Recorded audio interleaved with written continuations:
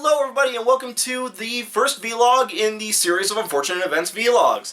That's right, I've decided to jump on the TV show vlog bandwagon. It looks like a lot of fun and I thought I'd do it with this series. So first off, I was really into series of Unfortunate Events, the books, when I was a teenager. They were really interesting books, really grabbed my attention, I enjoyed it.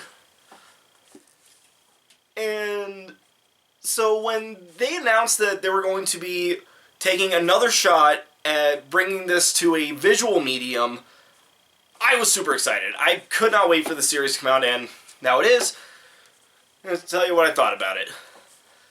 So first, kind of basic question, what did I think of their first attempt at bringing this to a visual medium, the movie? Honestly, I thought it was good. The only real problem it had was the fact that it was trying to combine the first 3 books into one movie, and even if you hadn't read the books, it was really obvious that that was what they were doing. But then again, it's not that I can blame them. I mean, look at this thing. This is the first book, and it is not long enough to warrant a full movie. But a TV series, which is what they're doing now, great. That works. So we got the first episode, A Bad Beginning Part 1, which makes me think that the entire series is just, the episodes are going to be Part 1, Part 2 of all the titles of the books. So that should be interesting. And we find out that the Baudelaire orphans, Violet, Klaus, and Sunny, have been recently orphaned. Their parents died in a fire that burned down their entire mansion, and now they're being forced to live with their terrible uncle, Count Olaf, played by Neil Patrick Harris. And I gotta be honest, I liked Jim Carrey as Count Olaf in the original movie better than Neil Patrick Harris here. Not to say that he doesn't do a good job. It's just that the major difference between the two is that with Jim Carrey, I would have never been able to tell it was him if the advertising didn't make it such a big deal. Whereas with Count Olaf, it's pretty... Sorry, with Neil Patrick Harris, maybe he's better at it than I thought.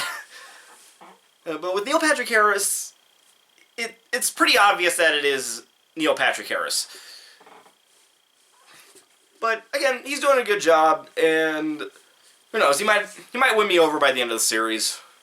So yeah, the acting all around is really good. The child actors that they got to play Violet and Klaus do a really good job.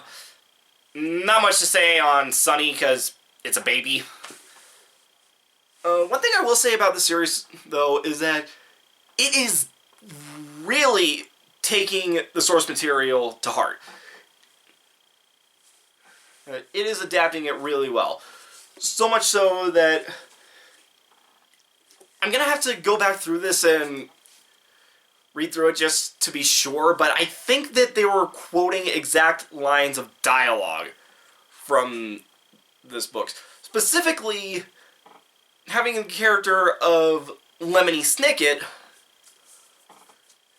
narrate it, which, you know, it's a great touch. And Lemony Snicket in this is played by Patrick Warburton. When I first heard that he was going to be playing the role, I wasn't sure about it. I mean, like, with Neil Patrick Harris, I was totally down with him playing Count Olaf. Patrick Warburton was... It seemed like a really weird choice to me, but he does a really good job playing this role here. I like how in the series he, like, just sort of appears in the background whenever delivering narration and stuff. I get, like, this almost Rod Serling thing coming from him. I think it's really great. So, yeah, the only differences that I can remember, because, again, it's been a long time since I've read this thing, is, one, I think that Count Olaf's theater troupe is different. Like, I don't know, I seem to recall them being more on Count Olaf's side, whereas in this series, they're just generally nice people, and they're only mean because they don't want to piss off Count Olaf. So, yeah, that could be different. I honestly don't remember. Again, I don't know if I remember this correctly or not, but at the end of this episode, they have this cliffhanger showing that their parents are still alive and are just being held hostage. I honestly don't remember that being a thing in the book. I remember them being, dead and dead. Like, I remember there was, like, this great big conspiracy about how they died. Like, they were involved with some sort of secret organization, but I honestly do not remember them still being alive in the books. Again, it's been a long-ass time since I've read them. Probably should reread them. Yeah. Anyway, but it is a great start. I am really looking forward to seeing how the rest of the series turns out. And I will see you in the next one.